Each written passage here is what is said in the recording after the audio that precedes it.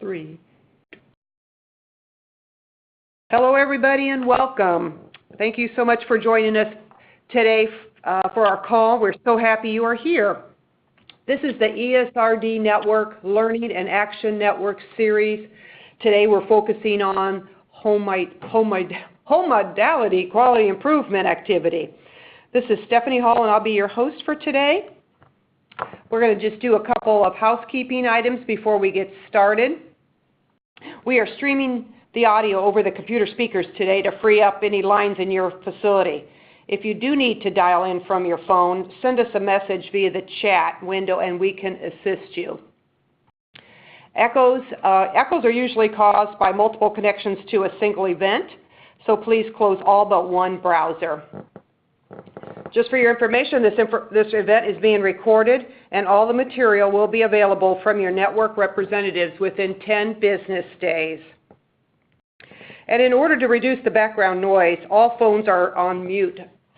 But we do want to hear from you, so you can submit any questions or comments via the chat box in the bottom left-hand corner of your screen. And when you do submit your questions, please make sure that you hit chat with the presenter.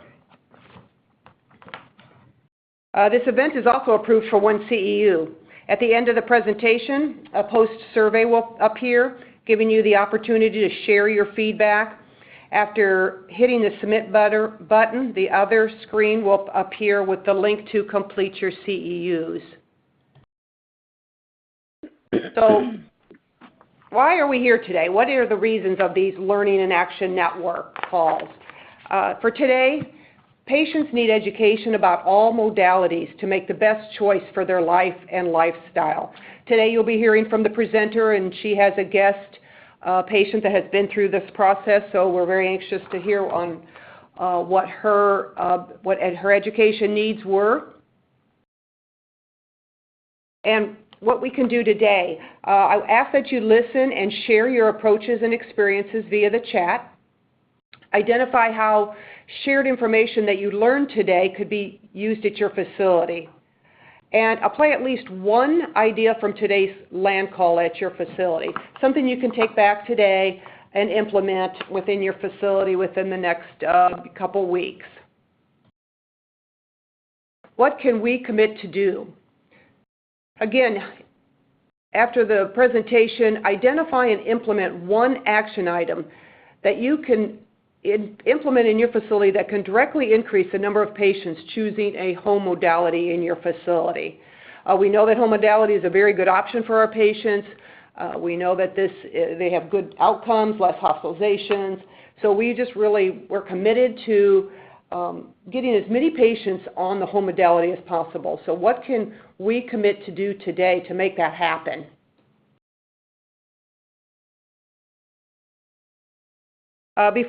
I will now introduce our speaker for today.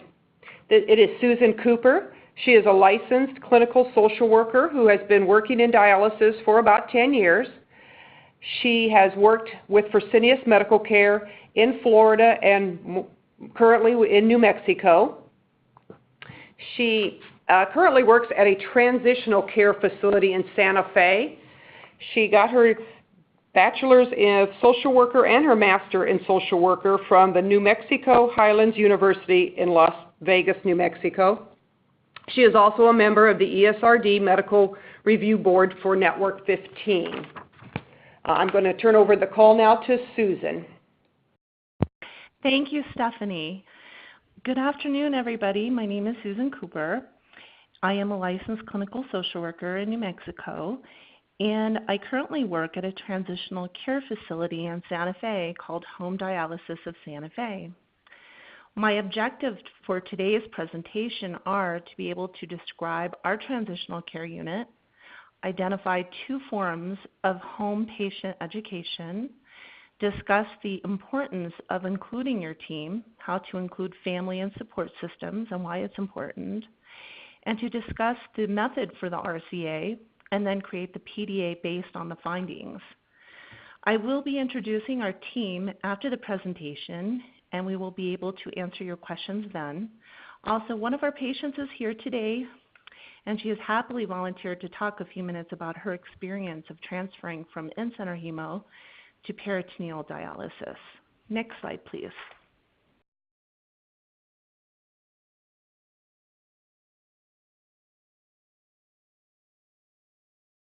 Our transitional care unit is a dialysis center that offers in-center hemodialysis, peritoneal dialysis, and home hemodialysis.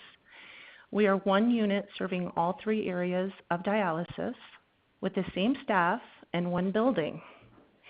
87% of our patients start on home dialysis. 58.8% of our in-center hemo patients have transitioned into home dialysis. Next slide. There are some really wonderful advantages for staff and patients when you dialyze in a transitional care unit. The first advantage is patients can transfer to another modality without leaving their clinic or their team. As we know, it can be very stressful for our patients to have to switch clinics once they have built trust with one team. And I think change in general is just hard when you've been through so much, especially I think with our elderly, our anxious and depressed patients, and patients that are really feeling crummy. The next advantage is patients can start in-center hemodialysis and take their time getting started with a home modality. This is especially useful for patients that are uremic and fluid overloaded. This is a great advantage for the patient, their support system, and for the nurses. Training patients that are uremic and fluid overloaded is very challenging for the nurses and for the patient.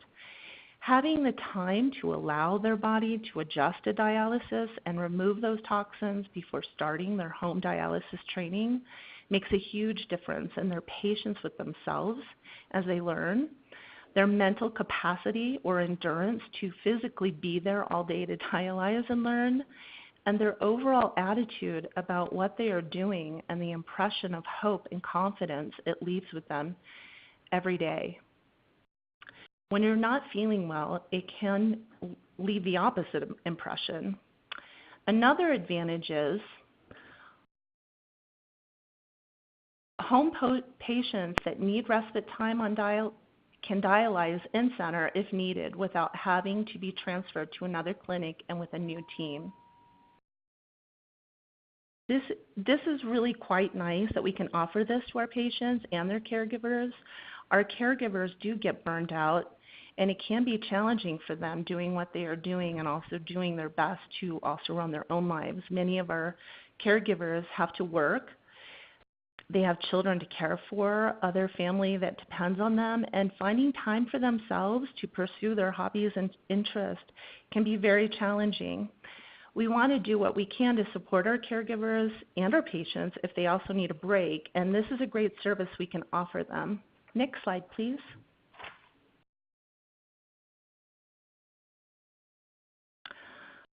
No need for admissions and discharge procedures when transitioning from one modality to another. This is a really great advantage. Another advantage is plenty of patient-to-patient education. Patients are always socializing with one another at our clinic. If it's not in the monthly support group, it's in our lobby or at our monthly clinic days when all of our home patients are seen by our doctor. Our monthly support group has a mix of patients that are doing all types of dialysis. And having a support group is one of the ways that patients learn from one another. Patients share their experiences, their perspectives on things, and ways of coping that often resonate with someone else in the group. They share something in common, but they all have a different perspective and experience. These different ways of experiencing and coping can have a profound effect on someone else in the group. If you can combine your in-center hemo and your home program in a support group, this could be a really great way to educate your in-center hemo patients about home dialysis.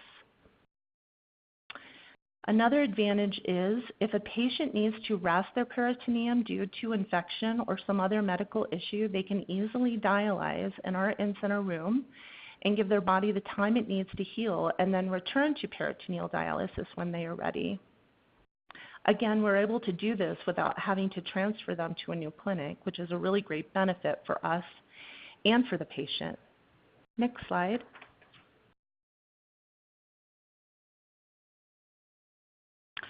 We were selected by Network 15 to participate in the Increasing Home Modalities QAI project. I was assigned as lead for this project by my manager, and I was asked to present today by Network 15. Let me start by recapping what the RCA tool stands for, which is the root cause analysis. It is a really useful tool to help understand the root cause of an issue, the various reasons why it is happening, and the analysis of this data so that you can formulate a plan. Something that really helped me before I even began working on my RCA that might help you is I listened to the playback presentation on this project that Amy Carper sent on January 23rd, and I reviewed all of the tools that were sent in the same email, and this really helped me quite a bit. I wanted to share with you some of what I took away so far from doing this project. Think about how you will be increasing your home modalities in your clinic. For in-center hemo, your increase will come from the patients that transfer from your clinic to a home program. And for home, it will come from patients from your new starts and from transfers. Keep in mind that CMS would like to see a 2% increase. If you have 100 patients, that's 2 patients more than what you have been doing. Think then of all the reasons why you are not increasing your home modalities, what obstacles are in your way. You are really combing through every possible reason why you haven't been able to transfer more patients to home. For home, you have to be thinking about all of the reasons why you are not getting more transfers from in-center hemo and also new starts. At this point, you will definitely want to include your team or your managers in this process. And one of those obstacles that you identify will become your issue on your RCA tool. Next slide.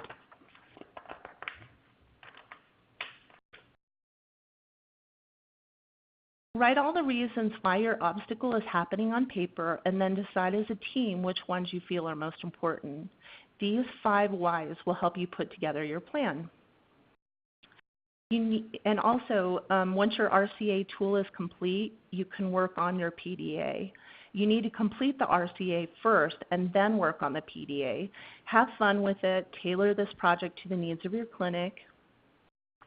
When you're thinking about increasing your home modalities, think of ways to include the family and or caregivers into your plan. Family and caregivers are a vital part of the decision making for many of our patients that are considering home dialysis. Give the patient and their family or their caregivers the time and your complete attention. Try to sit down in a private setting and discuss treatment options. If we don't convey to them the importance of home dialysis, they may not understand how important it really is. It is essential to inform them of the health benefits of doing home dialysis versus in-center hemo. Give the family an opportunity to weigh in on the decision making as well. Often I hear, and I know probably we're all hearing our patients say, well, I don't want to bother my wife with this stuff. She already does so much for me. Or I want to keep my dialysis separate from my personal life. I don't want to bring my dialysis into my home. Sitting in a private place and giving your patient and their family your full attention will make it easier to build trust. Listen to what the patient is saying, what the patient or caregiver is not saying, and address any resistance or concerns that could be holding them back. Do your best to always include the family to see how they feel about their loved one doing home dialysis. Sometimes the patient needs to hear how their family feels before they can allow themselves to even consider it as an option. Sometimes the decision to do home dialysis is made by the family member and not the patient. Next slide. So this is the RCA tool. I use this example because it's a common problem that most clinics can relate to. This is not our clinic's RCA tool. You can see how I fleshed out one obstacle, one reason why a clinic might not be getting the kind of interest in home therapy that they would like. I know it may not be the first thought that comes to mind when you are trying to identify the reasons why you might not be increasing your home program or referrals to a home program, but it is a reason, and it might be worth exploring if you feel it's a problem in your clinic. When you begin to work on your PDA tool, which we'll go over in just a minute, you will use this RCA tool to begin your plan, do, and action steps. And let's take a look at that right now. You can see at the top I have the issue here, which is patients that have tried PD or home modalities are negatively influencing patients on in-center hemo about home modalities, instilling anxiety and fears in potential home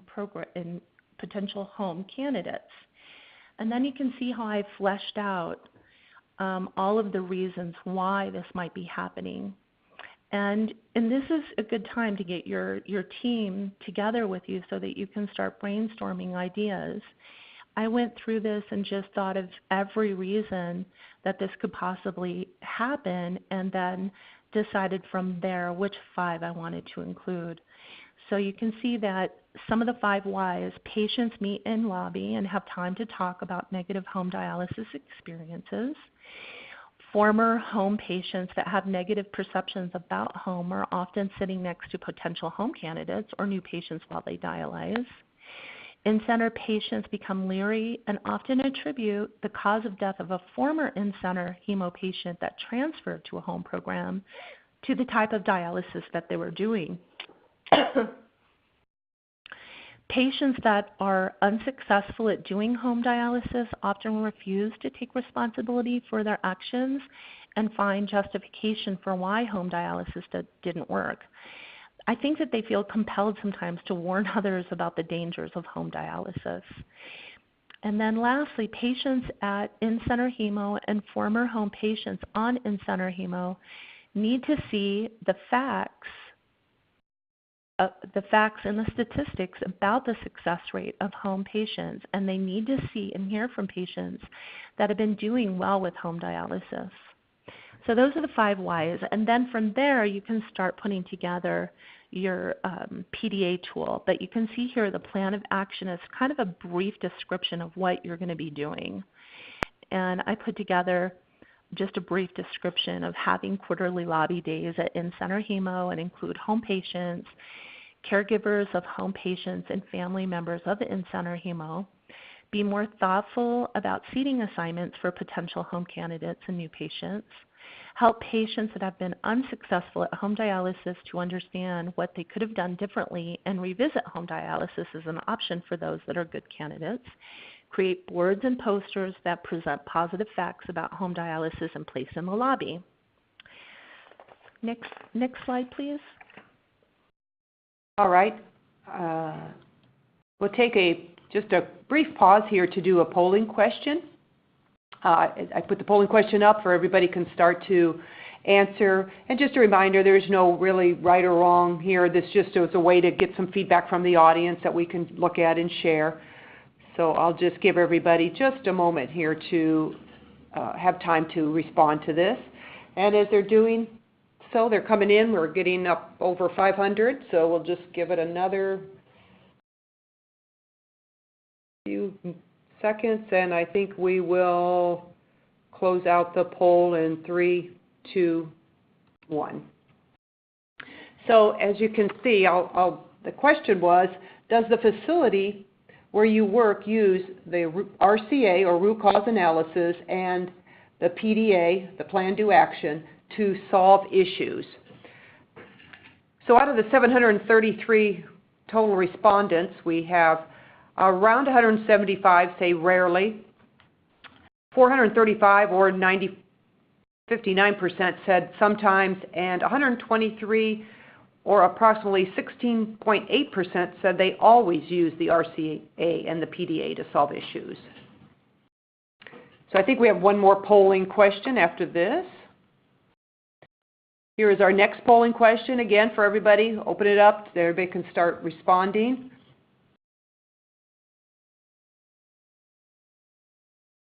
And just really ask, was the examples helpful? So we're getting, again, a lot of participants to respond to this question, and I will just give it countdown here, 3, 2, 1, and I'll close the poll. So again, we had about 750 people respond to that. Only a very few, or 5%, said they weren't very helpful. 402, or 53.6, said they were somewhat helpful. And were the tools was the example helpful? Then 310 said they were very helpful. So very good. And Susan, I'll go on to the next slide, and you can continue on. Okay. So this is the PDA tool. This is the Plan, Do, Action. And I put this together based on the findings from the RCA tool that I just showed you. For now, all we can do is plan. If you're the lead, I would start writing down some solutions and ideas now, and then bring your team into the fold and ask them for their ideas and feedback. So as you can see, you can look at first, what are the objectives of this improvement cycle? And I don't want to read through the whole entire thing, but I'll just look at one example. So one of the objectives that I wrote down was to be more thoughtful about the seating arrangements of the new patients on in-center hemo and former home patients. And then next, you can look at the predictions for this improvement cycle. And I used the example that in-center hemo patients have a more positive impression of a home dialysis, especially new patients. And then you can look at the change or the test, the who, what, when, and where. And you could add that the in-center hemo clinical manager would create a seating assignment that takes into consideration placing new patients next to patients that are more positive about home dialysis. And then lastly, the plan for collection of data. This is where you get very specific about who is doing what. So I'll just use the example where I wrote down the in-center hemo, let's say, I've picked on the clinical managers quite a bit. I'll say in-center hemo RN to go back in time and create a spreadsheet of patients that transferred from in-center hemo to home over the last year and compare this to the current data from this improvement cycle. Next slide.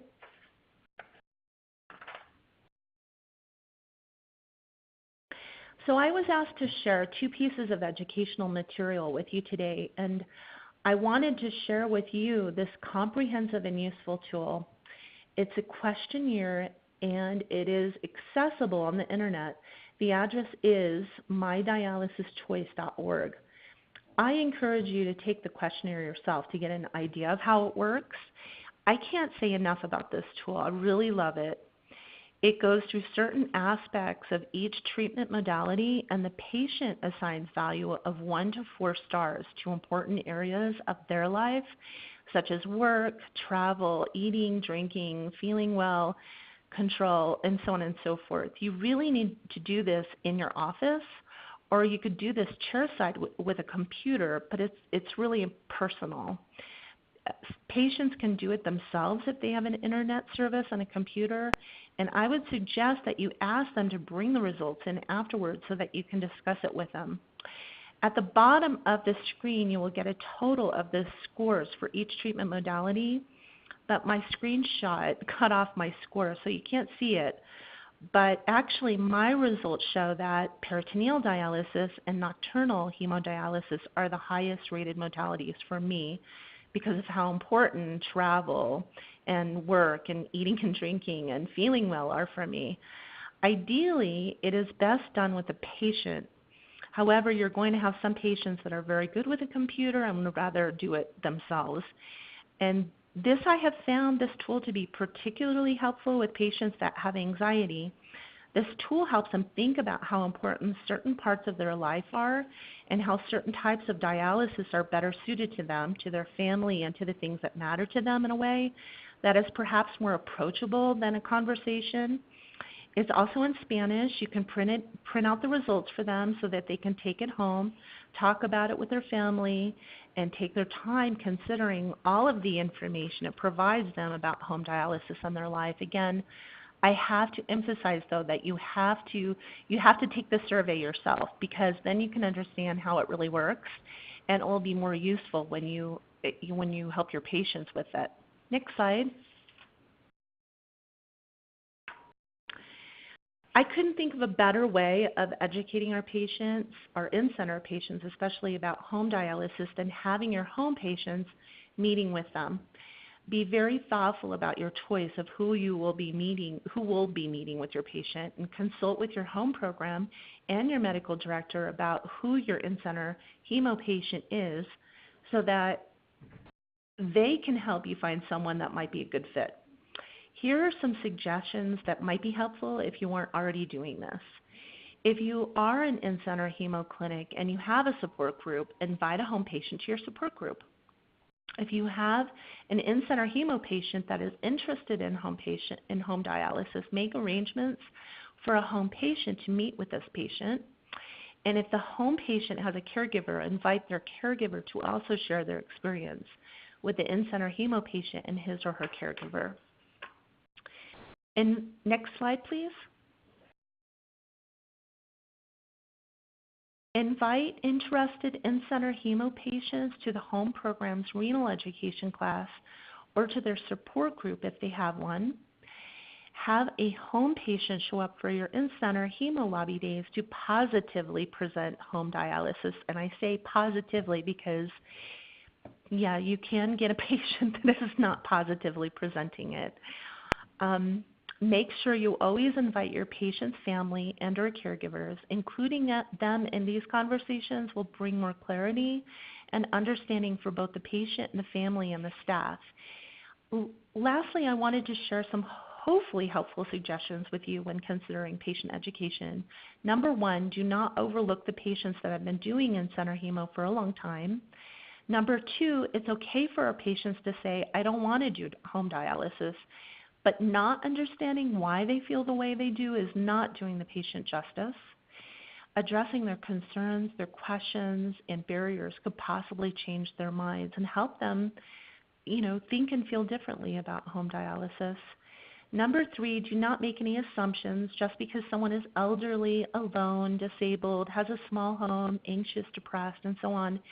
This does not necessarily mean that they will not be a good candidate for dialysis. Let your home program's nurses assess the patient and the family. Number four, be creative, bold, compassionate, and confident in educating your patients. I say creative because you really need to think outside of the box sometimes when you're educating your patients. Boldness is also important, but we need confidence to feel bold. We can't take our we can only take our patients as far as we are willing to go. If we don't feel confident about what we are talking about, or we don't feel sure that the information we're giving them is true, our patients will pick up on this. Number five, increase your collaboration with your home program. You need them and they need you.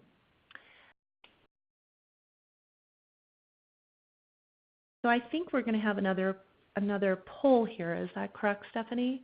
You are correct. So let me just take a moment to open up the polling question here. It says, does the dialysis facility where you work use patient-to-patient education? So again, we'll just give just a short amount of time for participants to be able to respond to that. And I will close that out in 3, 2, and 1. So we had 659 participants respond to the question, does the dialysis facility where you work use patient-to-patient education? And 30 responses, or about 4.6%, said yes, they do use a support group. 243 said yes, they do the one-on-one to patient education.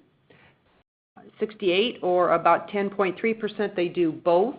And 318 says no, they don't do neither one of those. So, hopefully after Susan's presentation, that will change some of those to rethink about how they do their education. And I want to just take a moment to share with you some questions that we had asked that were the pre-work questions. If some of you got on early enough, you were able to see them, scroll through our infomercial that was done while you waited before the start of this presentation. But for some of you who were not on there to be able to see that, I just want to share those results with you. We asked two questions. And one was, does the dialysis facility where you work include family and caregivers into education about different dialysis modalities? And we had about 682 participants respond to that. 29 of them said they rarely include family and caregivers. 359 said sometimes they include the family and caregivers into the education. 294 or 43% said they always do. So I kind of hope after Susan's presentation today, too, you might rethink about how you include the family and caregivers. Very important to include them, I think, into the education process with the patients. The second question, does the dialysis facility where you work use My Life, My Dialysis Choice, or another tool to help patients decide on the best treatment modality for their lifestyle? Again, we had 684 participants respond, and 50 said they rarely use that tool or another tool. 233, or about 34%, said they sometimes use a tool.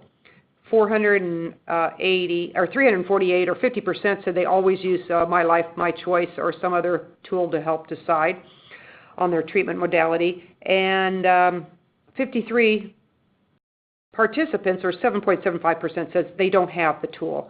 So we have certainly provided that today, and it was now made available where you can go find that on the internet.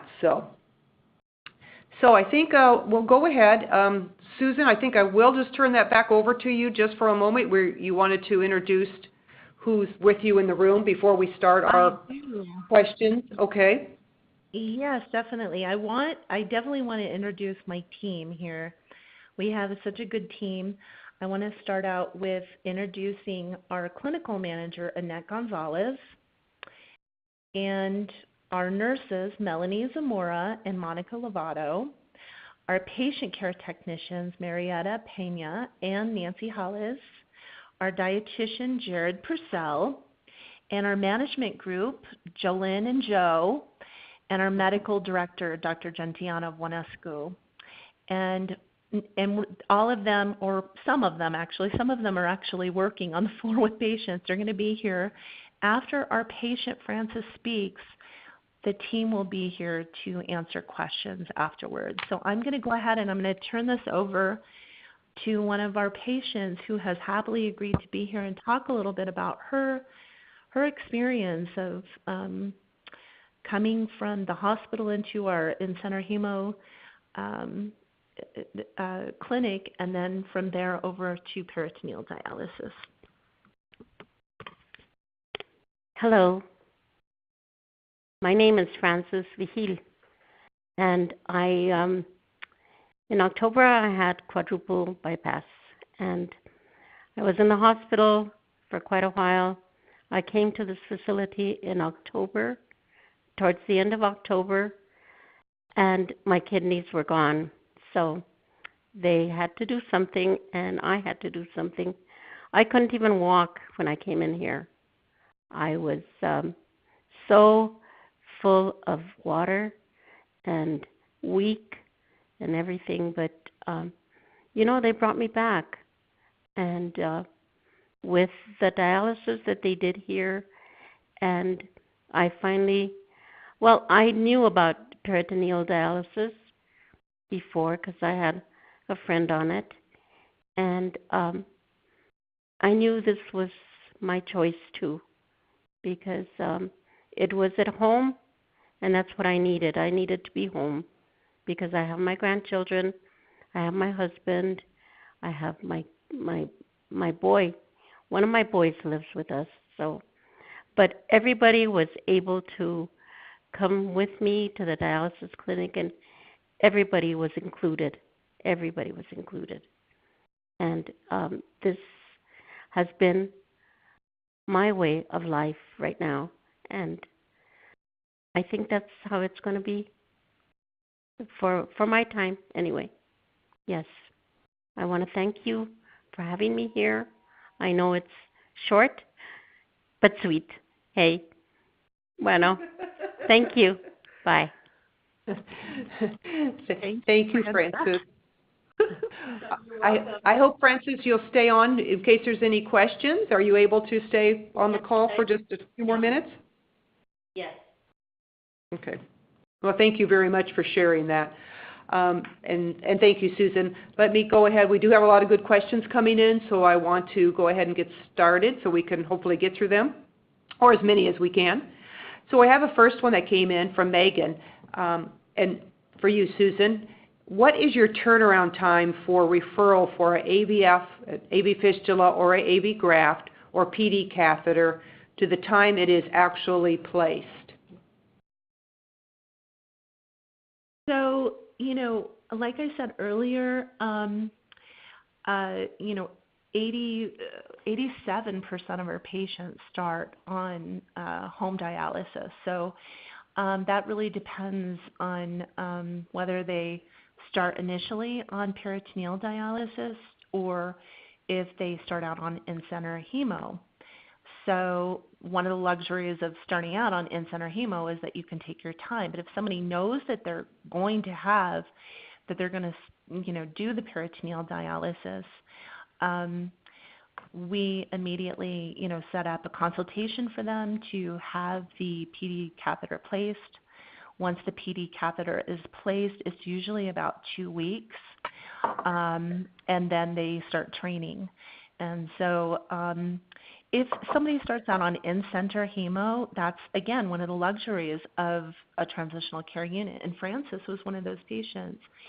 She actually was coming out of the hospital, and she came in on a wheelchair, and she couldn't even stand up at the time, to even have the nurses do her blood pressure. So she took her time dialyzing, and then she'd already had her PD catheter placed, and the nurses were flushing her PD cath, and then she transitioned into the peritoneal dialysis where the nurses were training her. But it was when she was ready. But if somebody starts out on peritoneal dialysis into our clinic, it's usually about 2 weeks. Okay. Perfect. Thank you. I have a question here. She says, our clinic is a small independent clinic with no PD program. Usually patients referred to us are screened in the hospital before they are sent to the clinic. We have not been successful in referring any in the last 3 years to PD. Any suggestions? Well, I guess if they're a small clinic, and you're saying that the hospital is the ones that are referring the patient to their clinic, I'm not sure. I'm looking at these questions again. I'm so sorry. Can you repeat it once again, Stephanie? Sure. Yeah, our clinic is a small independent clinic with no PD program. Usually patients referred to us are screened in the hospital before they are sent to the clinic. And they have not been successful in referring anyone in the last 3 years to PD. She's just looking for any suggestions.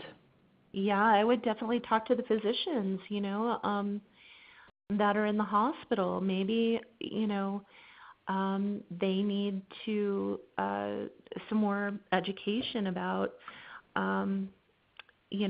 doing home dialysis. Our physicians, are very well versed in what peritoneal and home dialysis is all about. I mean, they are strong advocates for that, and so perhaps I'm guessing that at the hospital maybe there are people there that are not strong advocates for home dialysis.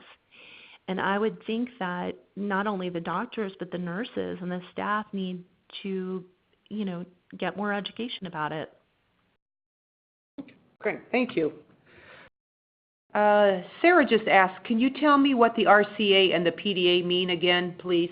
The RCA is the root cause analysis, and the PDA is the plan, do, action. So the RCA you have to do first, and that's where you're really getting to the root issue of the cause as to why you're not increasing your home dialysis referrals.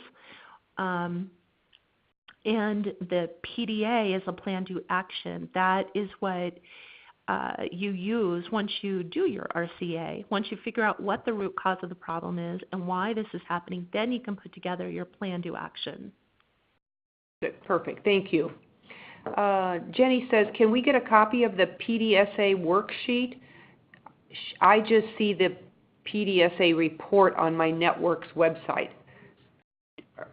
Is that posted on your, did you get that from your network or? Well, I know that we were all sent that RCA tool and the PDA tool, and I can't remember when it was sent out. That's something you would know better than I do, Stephanie. Well, I would think that they should, everybody's network should be able to provide that to them. You're right, if it's on their website, or you could certainly, I would say, email them to get the tools. They should be available to you. Okay, thank you. So I have Lisa here has a question. So many of our patients' family members and caregivers are responsible for daily care of the patients that we are concerned about burdening them further with home therapy care. How do you address those concerns? Well, again, I feel like I'm answering a lot of these questions, but I think that this is a decision that has to be made as a family. And so like I had said earlier, oftentimes it's not up to the patient, who's going to be doing, if they're going to be doing home dialysis. Some patients cannot do this for themselves, and they do need a caregiver. And so this is a decision that needs to be made as a family. And I think that it's one that our nurses take very seriously. I know that. They sit down and like I said earlier, they're talking with the patient, with the family, and they're looking at what the patients, are saying or not saying. So as far as burden goes, every time they're coming in to meet with the physician or meet with the nurses or meet with the team, from the social worker to the dietitian, everybody, we're also, addressing that burden, especially the nurses. And I have Annette here. So, she could better answer some of these questions than I can, actually, to be honest. Okay. Well, there is a question. I see a couple here for Francis. Francis, what do you think was the number one deciding factor that helped you choose PD? What do you think patients would want to hear to help them in their decision to choose PD?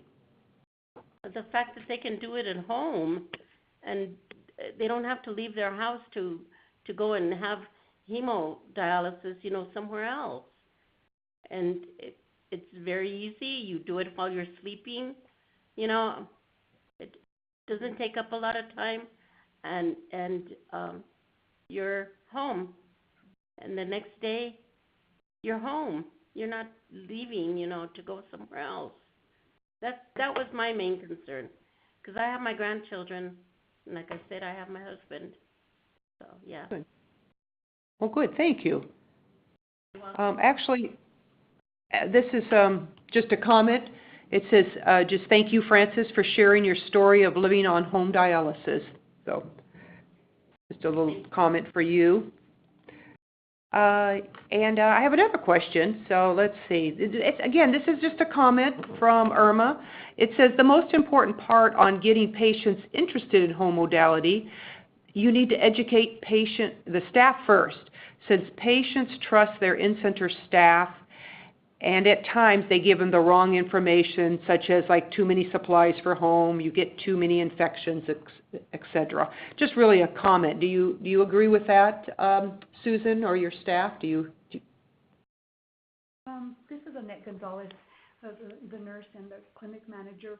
One of the things that we do in our clinic is all the staff is educated and have a mindset of home therapy, so we can all speak to it, end of it, and we do. So the nurses are very, very, very involved up front, pre-dialysis education. If patients end up in the hospital and they've not had any education, We will find time during the hospitalization to go to the hospital and provide them with modality education. And if they start in center, then we continue that education here. We walk them through the home department so that they can see what that's all about. And if they have an opportunity to meet with a home patient, then we do that as well. But the staff have to have a buy-in and be very positive about home therapy. Otherwise, you're kind of spinning your wheels. And in this clinic, everybody's on board with home therapy. Great. Thank you so much, Annette. I think that is very important. Here's a question, and is your transitional care unit in the same building or multiple facilities?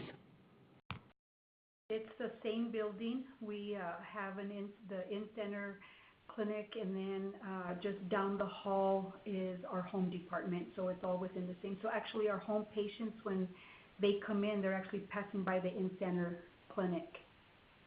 And some of them have been in-center and have transitioned home, so they'll take a peek in and say hello to the patients that they know from in-center, things like that. So.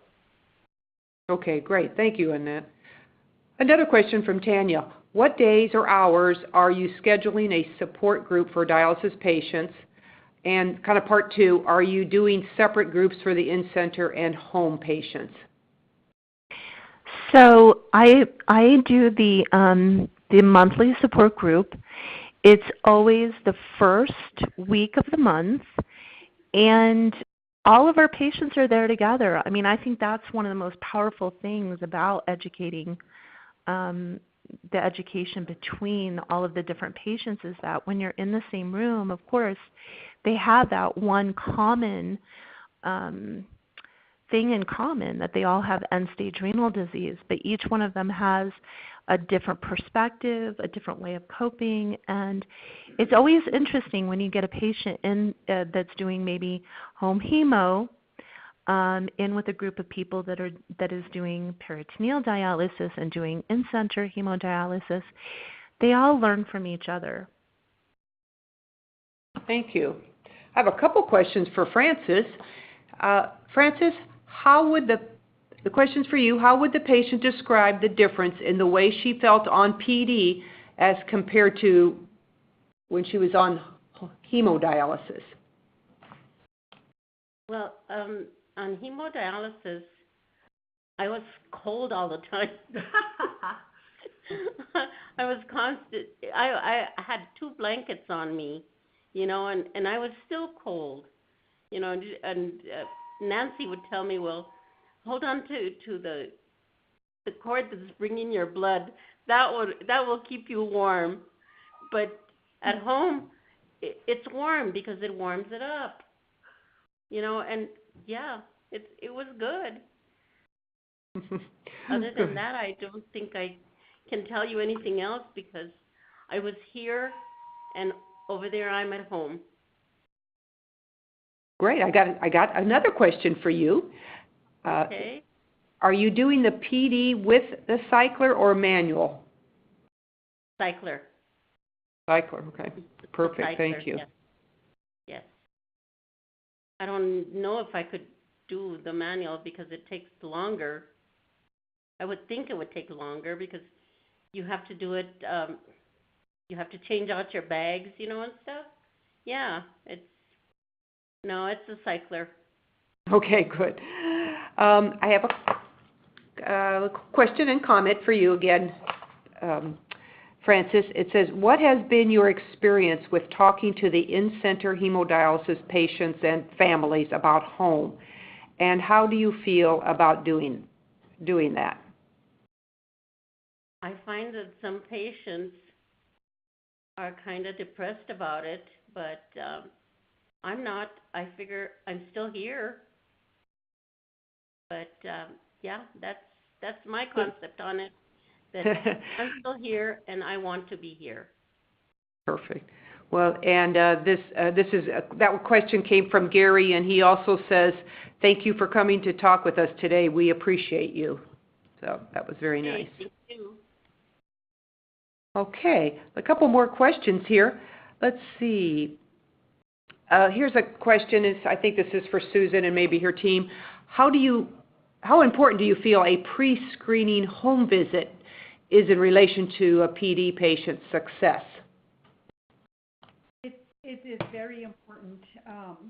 Our goal when we go to a patient's home is to find a way to make it work if that is what they want to do. So when we walk in, we're looking for ways to, where are they going to store supplies?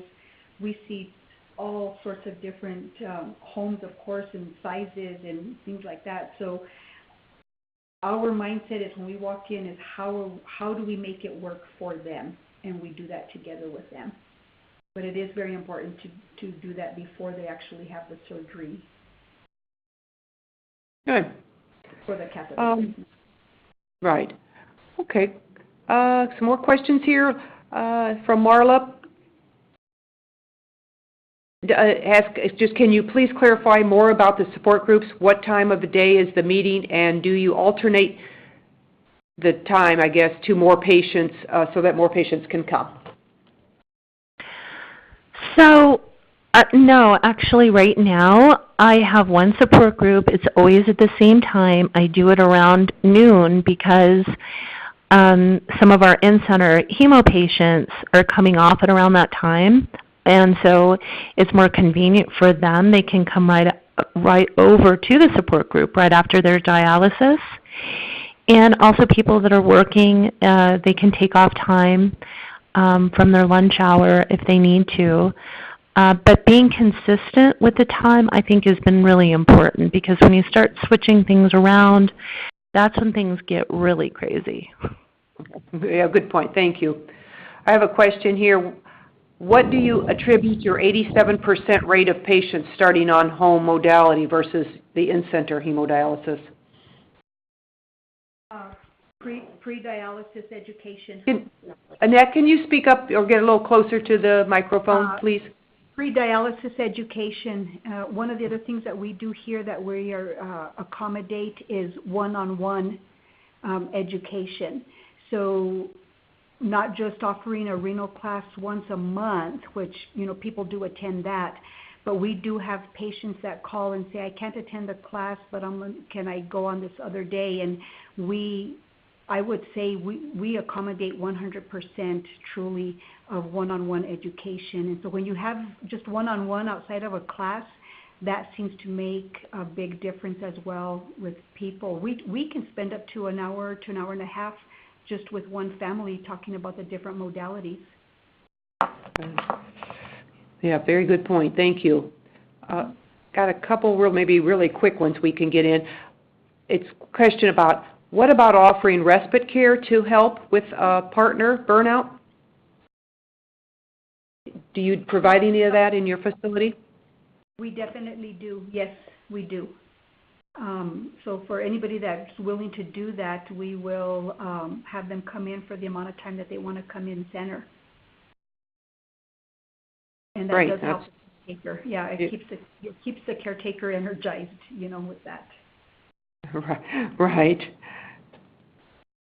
I got kind of let's see, from Jamie. What would you recommend saying to the patient that says they don't want to treat every day, and that is their barrier to going home? We incorporate into our education in regards to the different modalities and the pluses, the advantages and disadvantages of each one.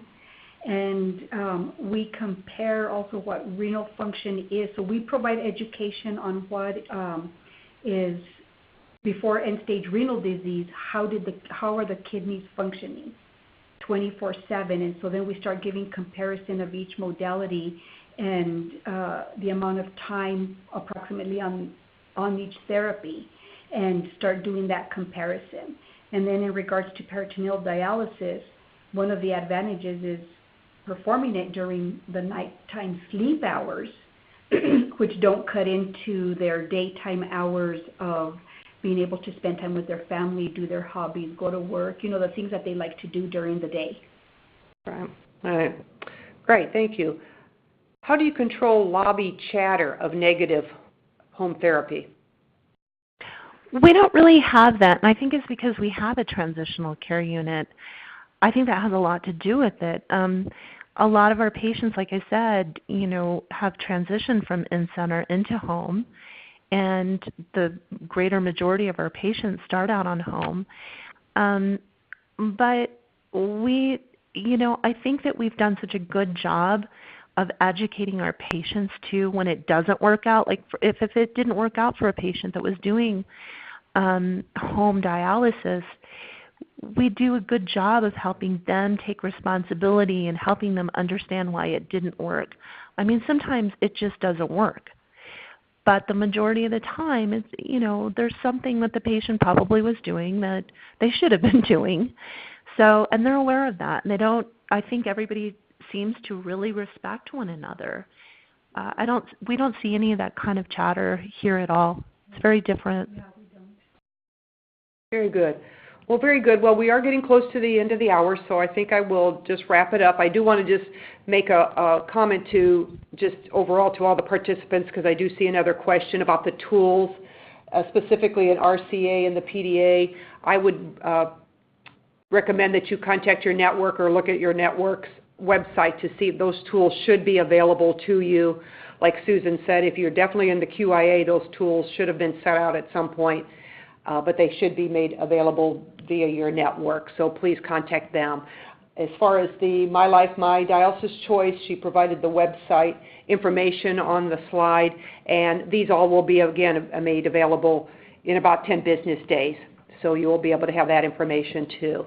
Up on your screen, I just really want to recap, what did this call mean for you? As I'm sitting through here, I took lots of notes about a lot of best practices that Susan and her team are doing to, I think, really increase the referrals going home and the number of patients that we get onto home therapies.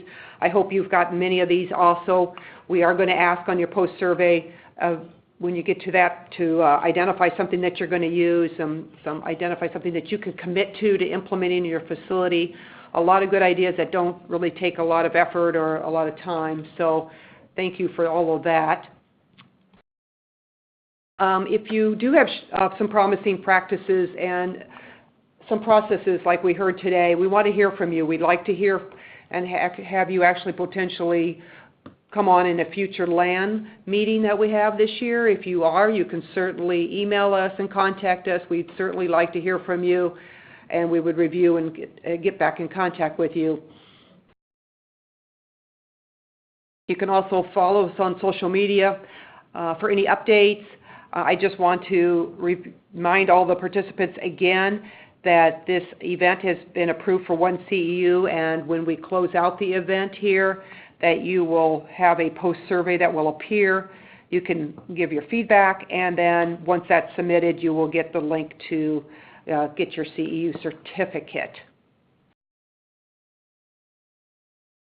Again, I just want to thank everybody for taking time out of their busy day to participate. I want to thank Susan and Frances and Annette and her team for coming on today to share all of their wonderful things that they're doing and really how successful you've been in getting all those patients to home. It's a very commendable for all your staff. It says a lot for you to be able to do that. So we want to thank you for sharing all these best practices with us today.